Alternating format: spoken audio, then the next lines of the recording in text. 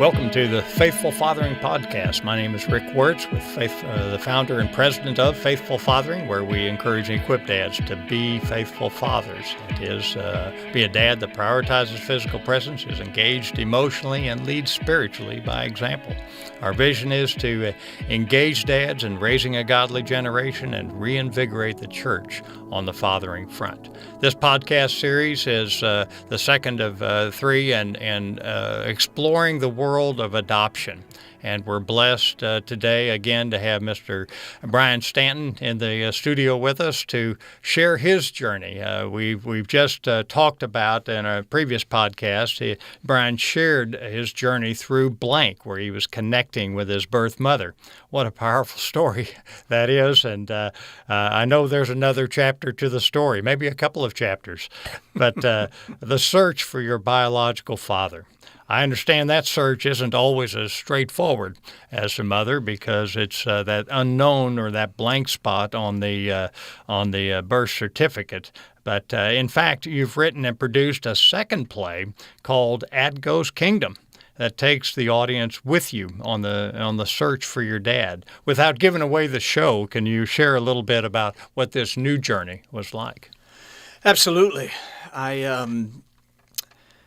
As I said in the first segment, I was told I was born of rape, conceived through rape. And right away at first, I did not want to search for my father. I was like, I don't need to know him then. Why would I want that in my life? But then as I became more involved in the adoption foster community, I realized that it is important to still know the truth. And I did have it in me that I did want to know the truth and who my father was as a human being. Now, I'll talk about the Ghost Kingdom. As you said, my new project is titled At Ghost Kingdom. And the Ghost Kingdom was a term coined by an author, Betty Jean Lifton. She speaks of the Ghost Kingdom as a spectral place, as a psychic reality where a lot of adoptees reside. That's where the fantasies live of who the lost mother and lost father are. And the ghosts just kind of roam around there up in the kingdom. And the birth mother may have a ghost of that lost child. Or it may be the life that could have been, the what if.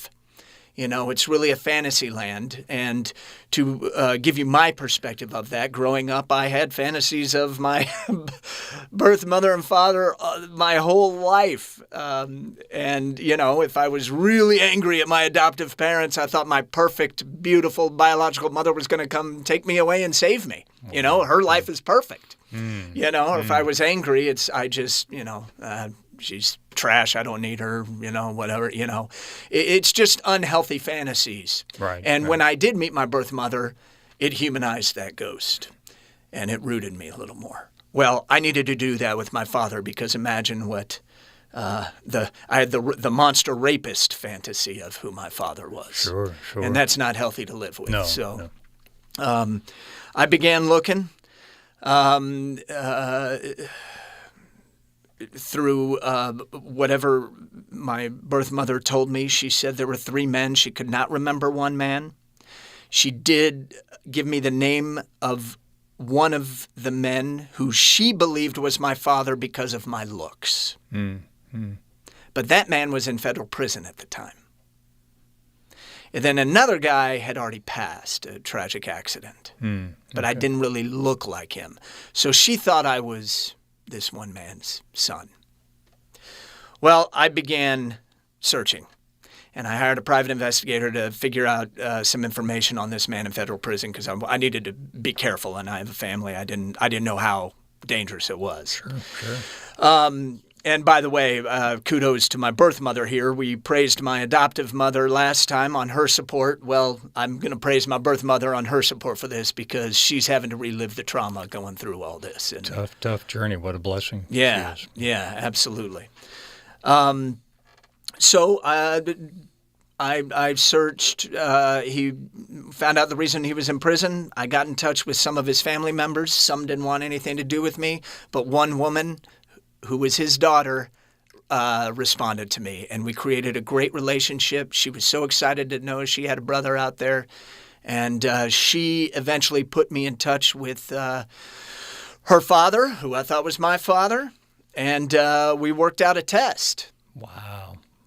Yeah, in prison. That's some tenacity to work through that system there. Yeah. Oh, boy, I'd hit a lot of walls on this. I'll tell you a quick fun story. They would not allow me to send a DNA test in there, which is really just a Q-tip. You swab your cheek, put it in an envelope, and mail it off. That's all it is, folks. Well, they wouldn't allow that. So I talked to the DNA lab, and they said, you know what? If he's able to save his fingernail clippings, he could send you. He can mail that to you. Mail that to us. If we're able to scrape enough DNA off those fingernails, we can compare it with your cheek swab. Wow. So I asked him, and then he said, fingernail clippings, what about blood on a diabetic stick? And I was thinking, blood on a diabetic stick? They're going to let you mail me blood on a diabetic stick, but they won't let me just send you a Q-tip?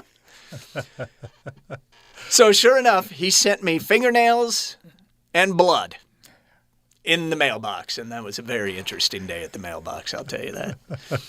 Anyway, 0%, it turns out he was not my father. Wow. And that really surprised. Just share a little bit. I know we've talked about the roller coaster ride that you were on in this and how you had anticipation and then the disappointment. Yeah, when you go on this search, it's I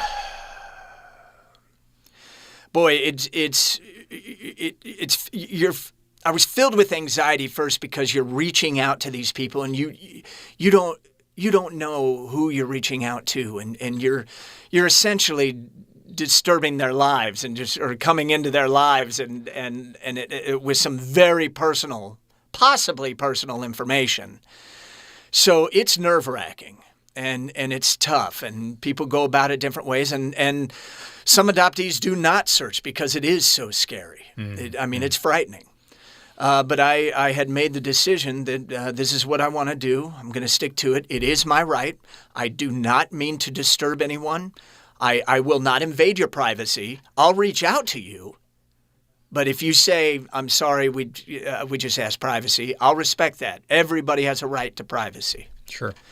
I just question if mothers and fathers have a right to be anonymous to their children. That's all I question. That's a good question. So it's a scary, scary thing to reach out. But boy, when his daughter responded to me, to have that response and she embraced me, it just feels wonderful and it's exciting. And then you start talking about, we have this in common, we have that in common. But then it turned out we weren't related at all.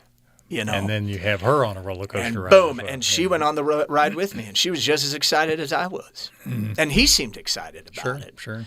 So that was a dead end. That was a dead end. And then my birth mother said, well, because she ended up, after the rape, about a month after the rape, she began dating someone else, and they were pretty serious. So that's when she started showing that she was pregnant. So everybody thought I was that boyfriend's son anyway. But when my birth date became more clear, that's when my birth mother was like, he's not my boyfriend's, he's from the rape. And I don't mean to confuse people with that. That's how it came out. But since I wasn't who she thought I was, then she's like, well, maybe you're not from the rape then. Maybe you are my boyfriends. I apologize. I'm not using any names right now. I just want to protect those involved. So she gets a hold of him. I call him up. He's all excited.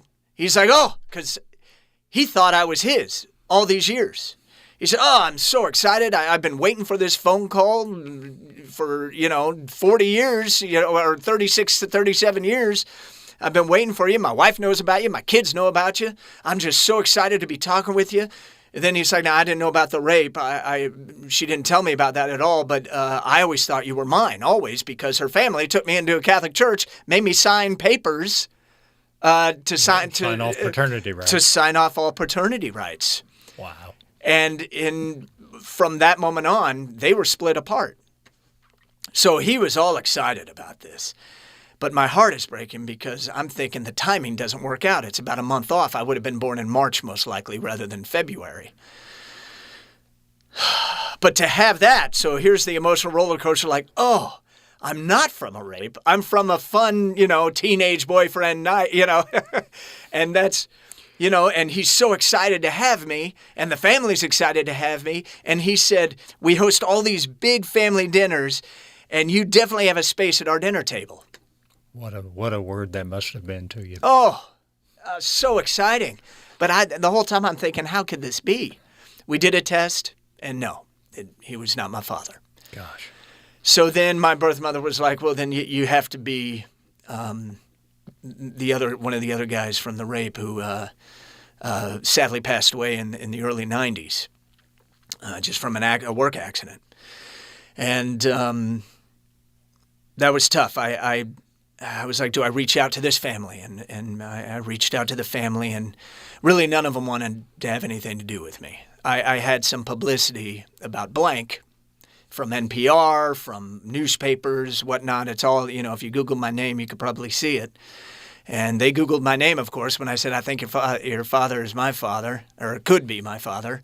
And they saw the stuff about the rape. They said, we're not touching that. And so that was tough. Although one of them did say that he would do a test with me because he understood the desire to know and the right to know. And but then the rest of the family, he agreed to take a test with me, and then the rest of the family talked him out of it. So there was that big kind of up and down with that. And that kind of, I was emotionally exhausted. Right.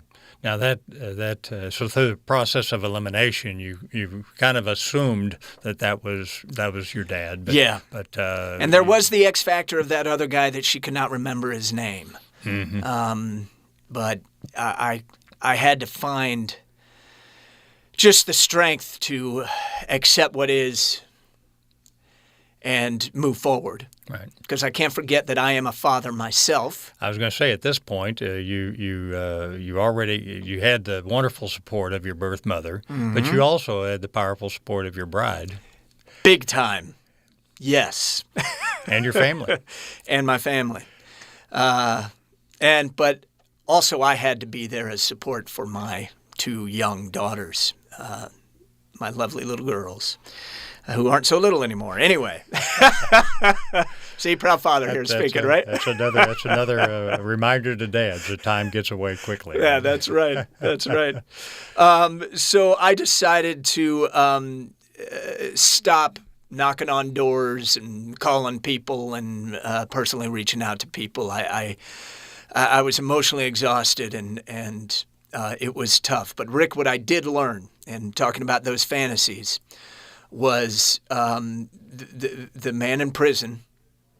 I humanized him. He was no longer a rapist monster, if that makes sense. I spoke to him on the phone. We spoke through email. I met his daughter, spoke with his daughter. He was a human being, made some bad choices, but he was a human being who has good intentions. And I humanized him. And that's a lot of what the search is about. It's about us humanizing those ghosts, those fantasies, and rooting ourselves into a truth. Mm-hmm. Right. So Yeah. you now refresh my memory on the mechanics of the testing. Now you did a paternity test. So there's there's a mechanical interaction, obviously, and an intrusion into these people's lives to ask them to participate in a paternity test, right? Oh, without a doubt. You ask their permission, would you be interested in doing a test? And the test is actually really simple. Mm-hmm. But you are swabbing your cheek and you're putting your identity out there, and that's how the connection is made. And if it is the father, it turns out 99.999999%. If it's not the father, it's 0%. There's no 50% father. Remember that. There's some that think they are. There's some that think they are. Right? Emotionally, that may be the case. I was wondering if you'd go there. That was perfect. We need to be there 100%, 150% if that's possible. That's exactly right, 100 plus. But I just can't fathom how exhausted you must have been through multiple highs on the roller coasters and then lows, and then the burden of the others, like your probable or possible sister on the ride with you, and the other boyfriend. This must have been tremendously taxing. But I love the emotion, the emotional connection when you say you humanize.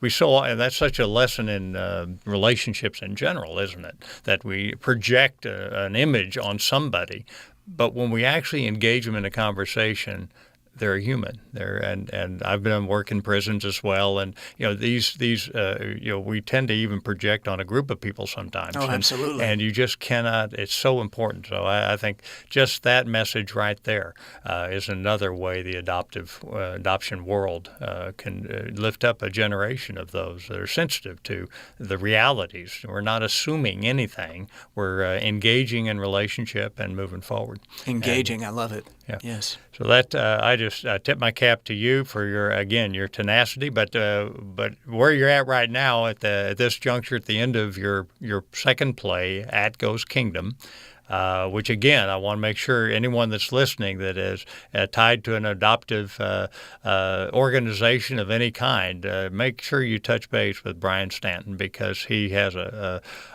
resources for you to use and to connect, to open doors, open hearts, and let people know what this journey is really all about. And the place where you're at this juncture when you wrap up At Goes Kingdom is that you've gotten to the point where by a process of elimination you've kind of accepted the fact that this gentleman that had passed tragically must have been your dad, yet there was a nudging that might not be the whole story. How strong was that nudging? Oh, pretty strong. I mean, if I didn't know for sure, I didn't know for sure. And you weren't going to accept not knowing for sure. I wasn't going to accept not knowing for sure. And I figured the truth would find me at some point. And that's when I decided upon a new path.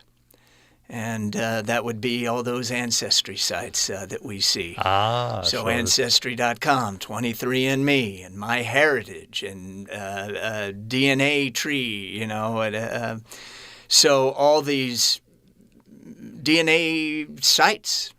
And I'm like, well, I could do that privately.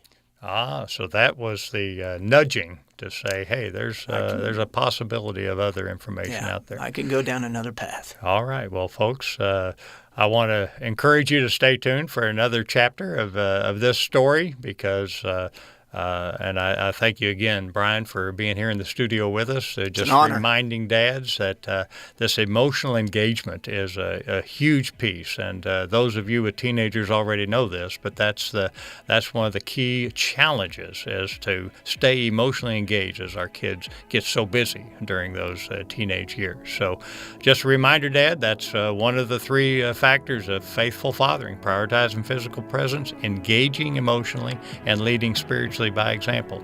Again, that's the dad you're called to be, and that's the dad the next generation needs. Thanks for tuning in, and join us next time. God bless. Godspeed.